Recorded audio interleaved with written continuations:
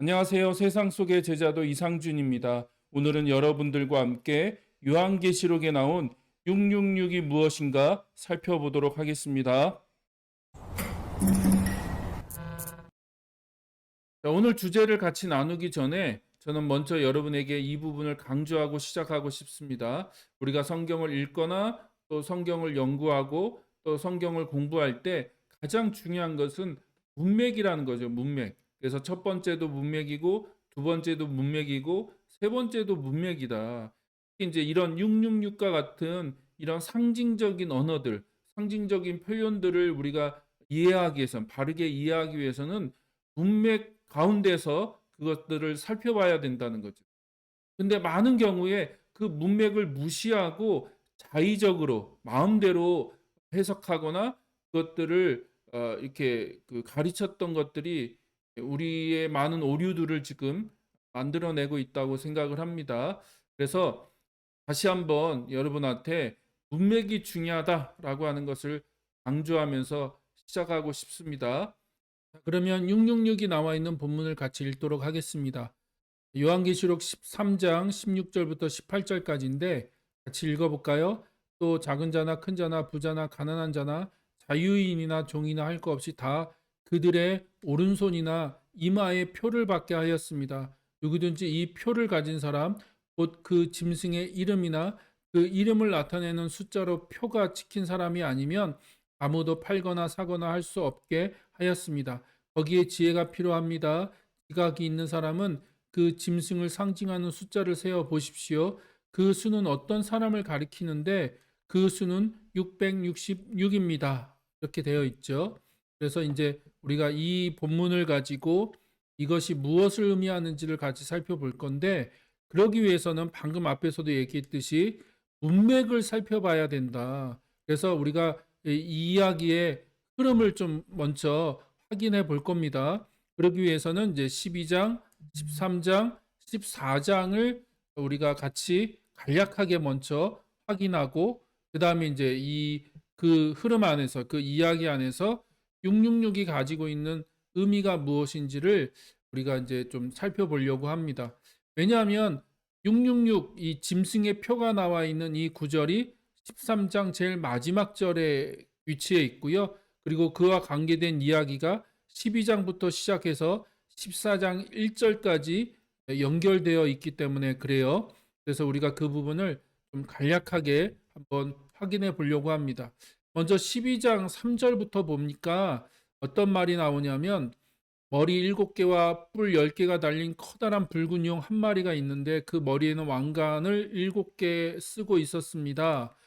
그 큰 용, 곧 그 옛뱀은 땅으로 내쫓겼습니다. 그 큰 용은 악마라고도 하고 사탄이라고도 하는데 라고 돼 있죠. 그래서 12장을 읽어보니까 뭐가 등장합니까? 붉은 용, 곧 옛뱀, 그러니까 창세기 3장에 아담과 하와를 유혹했던 그 뱀을 얘기하죠. 그 뱀이 등장하는데 그 뱀의 정체가 악마이면서 사탄이다라고 얘기하고 있습니다. 그래서 12장 전체는 그 용에 대한 이야기가 기록되어 있고요. 그 다음에 13장 1절부터 7절까지를 보니까 바다에서 짐승 하나가 올라오는 것을 보았다라고 돼 있죠. 4절에 용이 그 짐승에게 권세를 주니 사람들은 그 용에게 경배하였습니다.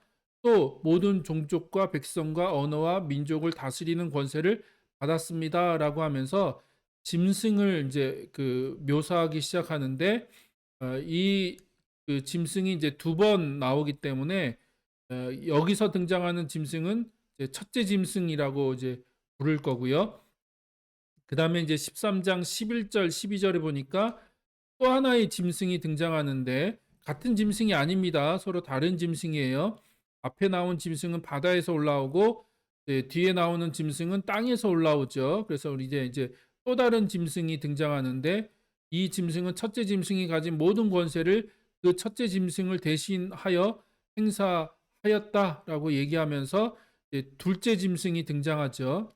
그래서 용과 첫째 짐승 그리고 둘째 짐승 이야기가 나오고 그 다음에 이어지는 게 이제 짐승의 표와 666 이야기입니다. 그래서 이 이야기의 흐름을 잘 이해하고 있어야 되는데 이걸 간단하게 다시 한번 정리하면 먼저 용은 사단 마귀를 상징하고 하늘 전쟁에서 피하여 땅으로 쫓겨나죠.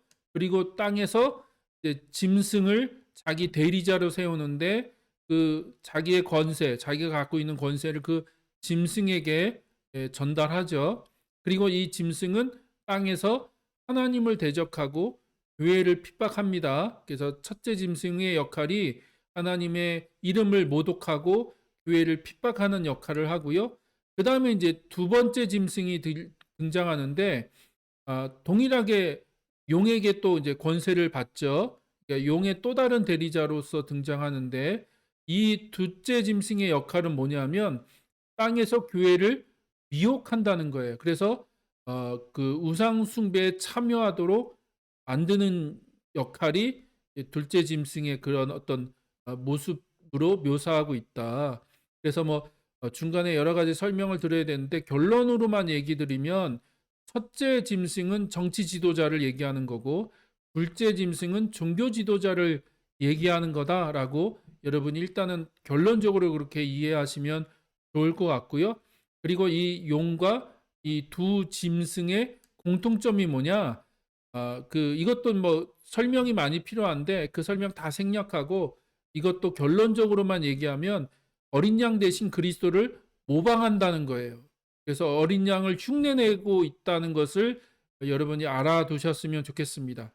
나중에 그 얘기를 조금 더 구체적으로 할 거니까요.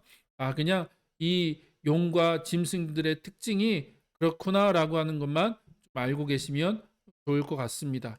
이걸 다시 그림으로 이제 그린다면 사탄이 있고 첫째 짐승에게 그 사탄이 권세를 주죠. 그리고 둘째 짐승에게도 권세를 줍니다. 근데 이 둘째 짐승의 역할이 뭐라고요? 첫째 짐승을 경배하도록 만드는 거죠. 그래서 우리가 이제 이 둘째 짐승이 거짓 교사 혹은 거짓 선지자다라고 하는 것을 알 수 있다는 거예요. 그래서 교회를 미혹해서 첫째 짐승을 섬기도록 한다는 거예요. 그래서 버가목 교회 같은 경우에 보니까 발람이라고 등장하고요. 부아디라 교회를 보니까 이세벨이 등장하고 그리고 또 니골라당이라고 하는 것이 등장하잖아요. 그러니까 진짜 뭐 초대교회 아시아의 7교회 안에 발람과 이세벨이 있었다는 말이 아니라 구약에서 이스라엘 백성들을 우상 숭배에 빠지게 했던 가장 대표적인 인물이 한 사람은 발람이고 한 사람은 이세벨이라는 거예요. 그래서 그들이 거짓 교사고 거짓 선지자 그리고 그런 사람들의 그 주장 그러니까 황제 숭배에 대해서 우상 숭배에 대해서 타협하고 거기에 참여하자고 주장했던 사람들을 니골라당이라고 부른다는 겁니다. 그리고 이제 그걸 통해서 황제 숭배에 참여하도록 만드는 거죠. 이게 이제 그 요한계시록의 첫 독자, 원독자가 처해 있는 상황의 그런 그 이야기들을 여러분한테 풀어서 설명드리는 거고요. 이걸 잘 이해해야지 이걸 가지고 이제 우리에게 어떻게 적용할지를 알 수가 있습니다. 그리고 그것이 짐승의 표나 666과 어떻게 연결되는지를 알 수가 있어요. 자, 그리고 이제 다시 16절로 돌아가면 큰 자나 작은 자나 그러니까 작은 자나 큰 자나 부자나 가난한 자나 자유인이나 종이나 할 거 없이 다 그들의 오른손이나 이마에 표를 받게 했다는 거죠. 그 짐승의 이름이나 그 이름을 나타내는 숫자로 표가 찍힌 사람이 아니면 아무나 팔거나 사거나 할 수 없게 하였다는 거죠. 그래서 우리가 이제 이걸 가지고 이 본문을 가지고 저 80년대 이제 저 어릴 때 그걸 뭐라고 표현했습니까? 666을 바코드 혹은 베리칩 혹은 최근에는 코로나 백신이다라고 주장하는 그런 종교 지도자들이 있었죠. 근데 그거 다 잘못된 가르침입니다. 그러니까 잘못 해석하는 거예요. 여기서 말하는 건 바코드를 얘기하는 것도 아니고 코로나나 혹은 이제 베리칩을 얘기하는 게 아니라는 거죠. 그런 걸 얘기하는 게 아닙니다. 자, 그러면 짐승의 표라고 하는 게 뭐냐?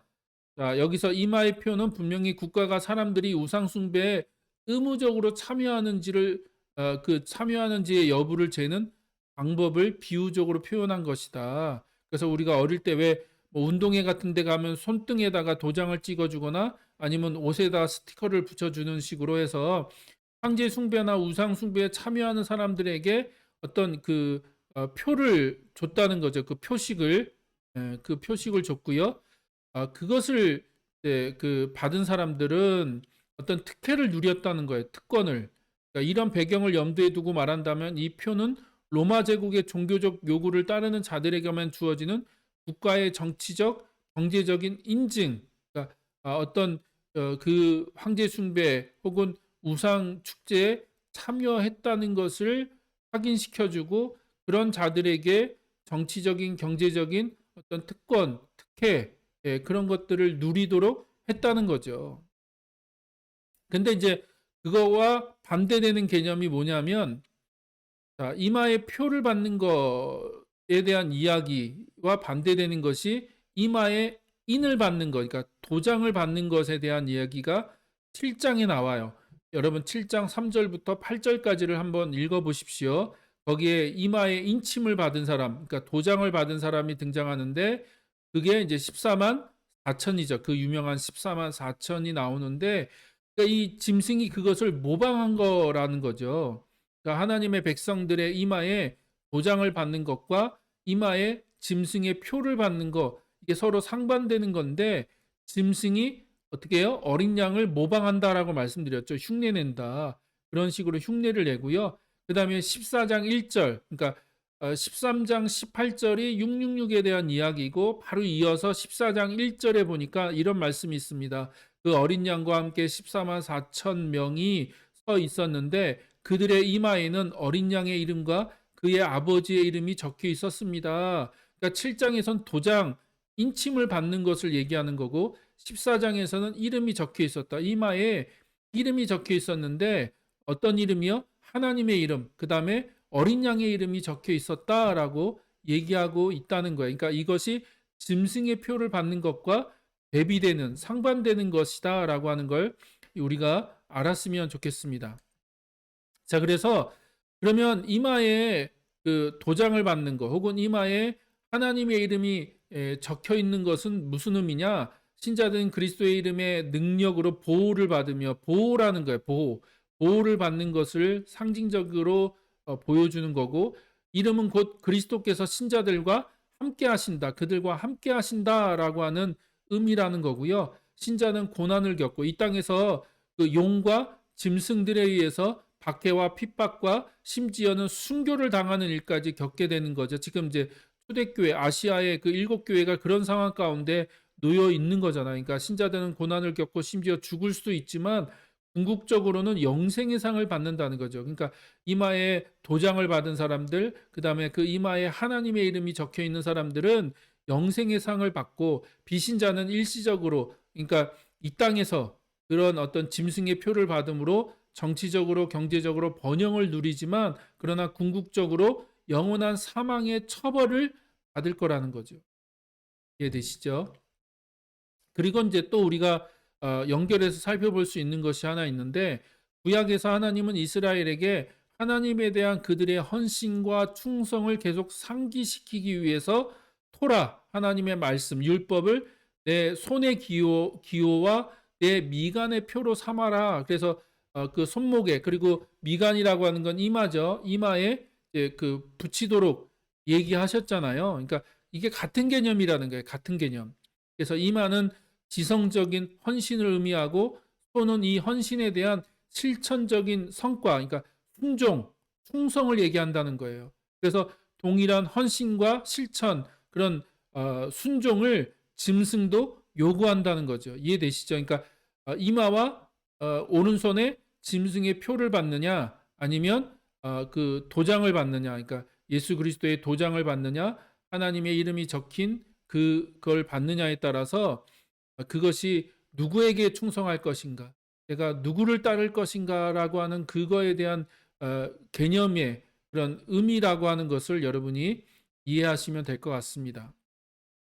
그리고 이제 18절을 또 보니까 지혜가 필요한데 지각 있는 사람은 그 짐승을 상징하는 숫자를 세어봐라. 숫자를 세어봐라. 이 숫자를 세어보면 어떤 사람을 가리키는데 그 숫자가 666이다라고 얘기하죠. 그래서 이제 가장 유명한 이제 해석의 그 어떤 그 방법이 제시되는데 그게 이제 여러분 많이 들어보셨을 거예요. 저도 어릴 때 이거에 대한 이야기 많이 들었는데 게마트리아 해석입니다. 게마트리아 해석. 자, 고대 세계에서는 알파벳 글자를 수를 대신했죠. 그러니까 우리가 쓰고 있는 이 아랍 숫자는 나중에 생긴 거잖아요. 그렇죠? 그러니까 아랍 수학자들이 개발했고 그것이 이제 온 세계에 통용되고 있는 건데 그러면 그 전에는 숫자를 어떻게 표기했냐? 알파벳을 가지고 숫자를 표시했다는 거죠. 예를 들면 이제 헬라어를 쓰는 사람은 헬라어 알파벳에다가 숫자를 붙여서 숫자를 표기했고 여기 보이시죠? 히브리어를 쓰는 사람들은 히브리어 알파벳에다가 숫자를 표기해서 그것을 표시했다는 거죠. 그래서 이제 이걸 가지고 숫자를 계산할 수 있는데 그게 이제 게마트리아 용법이라는 거예요. 그래서 가장 유명한 이론이 뭡니까? 네로 카이사르, 그러니까 네로 황제라고 하는 이 이름을 가지고 그 숫자로 풀었더니 666이 나왔다. 그래서 여기서 666은 네로다라고 하는 이제 이 주장이 가장 유명한 여러분 많이 들어보신 주장일 거예요. 저도 어릴 때 많이 들었고 이걸 풀면서 저 어떻게 저렇게 풀지? 정말 대단하다 막 그렇게 놀랍고 신기하기도 했는데 이건 틀린 겁니다. 잘못된 거예요. 왜냐하면 자, 네로 카이사르라는 그 헬라어 그 글자를 히브리로 음역을 하고요. 그것을 숫자로 해서 계산했더니 666이 나왔다는 거예요. 근데 그것은 너무 무리한 계산이라는 거죠. 왜냐하면 요한계시록의 독자들은 주로 헬라어를 사용하는 사람들이었기 때문에 왜 굳이 헬라어를 가지고 계산하지 않고 그 헬라어를 히브리어로 음역하고 지금 여기 나와 있는 게 이 히브리어로 음역한 거고 거기다가 숫자를 계산한 겁니다. 그랬더니 666이 나온 건데 그러니까 이거는 너무 무리한 계산이라는 거죠. 뭐 가장 대표적인 게 이런 것도 있어요. 여러분 혹시 들어보셨나요? 컴퓨터를 이렇게 게마트리아식으로 해서 계산했더니 666이 나왔다. 그래서 저 어릴 때 자, 컴퓨터가 666이다라고 666이다라고 얘기하는 사람들도 있었어요. 그런 목사님들도 있었고. 근데 이것도 틀린 거죠. 그래서 이런 식으로 계산하면요. 100개가 넘는다는 거예요. 100개. 예. 그러니까 이거는 너무 잘못된 해석이라는 거죠. 자, 이런 게마트리아 계산법이 합당하다면 요한계시록 다른 곳에서도 그렇게 계산이 돼야 된다는 거예요. 왜냐하면 요한계시록 곳곳에서는 숫자를 많이 사용하고 있기 때문에 예를 들어 24장로, 7인, 14만 4천, 42달, 7머리, 10뿔 뭐 이런 숫자들이 다 많이 등장하는데 거의 예외 없이 그런 식으로 계산되어야 한다는 거예요. 만약 이 666을 게마트리아로 계산했다면 그럼 나머지 숫자도 그렇게 계산해야 되지 않느냐는 거예요. 그러나 요한계시록에서는 숫자를 그런 식으로 계산하는 곳이 한 군데도 없다. 근데 왜 꼭 666만 그런 식으로 그러니까 꼭 666만 게마트리아로 계산을 하느냐는 거예요. 그거는 잘못된 해석법이라고 얘기하는 겁니다. 이해되시죠? 그러니까 18절을 잘못 이해한 거예요. 그 숫자를 세어봐라. 그게 어떤 사람의 이름을 의미하는데 그게 666이다라고 하는 이것 때문에 게마트리아로 해석하는데 그건 정당하지 않다라고 얘기하는 거고요. 대신 이게 더 정당합니다. 이렇게 해석하는 게 더 맞아요. 요한계시록에서 수는 항상 셀 수 없는 무리를 가리키는 경우가 있는데 가장 대표적인 예가 14만 4천이라는 거예요. 14만 4천. 그래서 그 구약의 12지파를 의미하는 12, 신약의 12사도를 의미하는 12, 12 곱하기 12에다가 온전을 상징하는 천을 긋다가 곱해서 14만 4천이 나온 겁니다. 그러니까 진짜 구원받는 자가 14만 4천만을 얘기하는 게 아니에요. 그러니까 상징적인 언어라는 거예요. 신천지가 마치 자기들이 이제 그걸 얘기하다가 지금 14만 4천이 넘으니까 당황스러워 하는데, 그러니까 그러니까 이거를 문자적으로 해석하면 안 되고 이건 상징적인 거죠. 그래서 자, 7이라는 숫자는 완전을 상징해요. 성경에서 완전을 의미하고요. 그것에 미치지 못하는 6이 3번 걸쳐서 반복되는 거. 그래서 이 3이라고 하는 숫자도 완전을 의미하죠. 그래서 성경에 보니까 3번 기도하죠. 사도 바울이 자기 몸이 치유되도록 3번 기도하고 예수님도 겟세마네에서 3번 기도하고 그런 식으로 3이라고 하는 숫자는 완전을 의미한다는 거예요. 근데 완전하지 못한 숫자 6이 3번 반복되는 거. 그래서 불완전과 미완료를 상징한다. 그러므로 666은 짐승에게서 발견되는 죄악의 불완전함의 완전함. 이해되시죠? 그러니까 7이 완전 숫자인데 그 7에 미치지 못하는 6, 그게 이제 불완전함인데 그 불완전한 숫자가 3번, 완전을 상징하는 3번을 반복함으로 불완전함의 완전함이라고 그렇게 의미할 수 있다는 거예요. 그렇게 해석할 수 있다는 그게 더 합당한 해석이라는 거예요. 그래서 짐승은 계속 지금 그리스도를 모방한다는 그리스도를 모방하지만 어떻게 해요? 불완전하다는 거예요. 불완전하다. 자, 그래서 13장 18절에 666이 나오고 14장 1절에 14만 4천 명이 나오죠.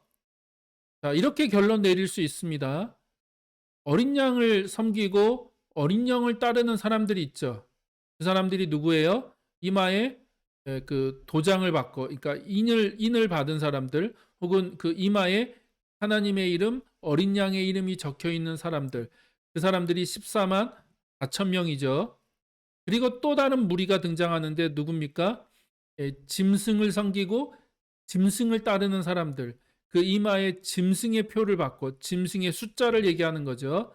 그 666이 적힌 무리들, 그러니까 짐승을 섬기고 짐승을 따르는 자들이 등장하는 거죠. 그래서 뭘 얘기하는 겁니까? 누구를 섬기고 누구를 따를 것인가? 라고 묻는 거죠. 어린 양을 섬길 것인가? 짐승을 섬길 것인가? 어린 양을 따를 것인가? 짐승을 따를 것인가?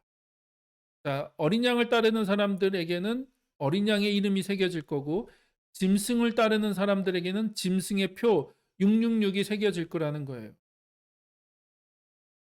그래서 다시 한번 그것들에 대해서 도전하는 거예요. 너가 누구를 섬길 거야? 또 누구를 따를 거야? 이 땅에서 누구를 섬기고 누구를 따를 것인가를 결정하라는 거예요. 그리고 그 결정에 따라서 어떻게 돼요? 어린 양을 따르는 사람들, 어린 양을 섬기는 사람들은, 그 이마에 어린 양의 이름이 적힌 사람들은 영생을 얻게 되죠. 그렇죠? 새하늘과 새 땅, 승리하는 자들, 이기는 자들, 그 믿음의 경주를 끝까지 마친 자들은 예수 그리스도께서 다시 오실 때, 그래서 새하늘과 새 땅이 완성되어질 때 예수님과 함께 다스리는 놀라운 복을 누리게 될 거고, 그러나 짐승을 따르는 자들에게는 이 땅에서는 잠깐 번영을 누리고 복을 누릴 거예요. 그러나 예수님이 다시 오셔서 그 모든 것들을 심판하실 때 그도 심판을 받게 될 것이라는 거예요. 그러나 여러분 기억하십시오. 땅에서 어린 양을 섬기고 어린 양을 따를 때 뭐가 따라와요? 박해와 고난과 핍박을 경험하게 될 거라는.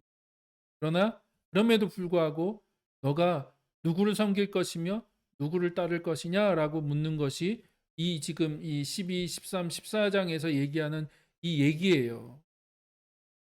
그래서 666이 그런 의미가 있다라고 하는 걸 다시 한번 기억하시고, 진짜 요한계시록이 그것을 말씀하고 있다는 것을 우리가 다시 한번 확인하면서 우리의 삶을 점검해 봤으면 좋겠습니다. 그러면 다음에 또 다른 주제로 여러분 찾아와서 같이 나누도록 하겠습니다.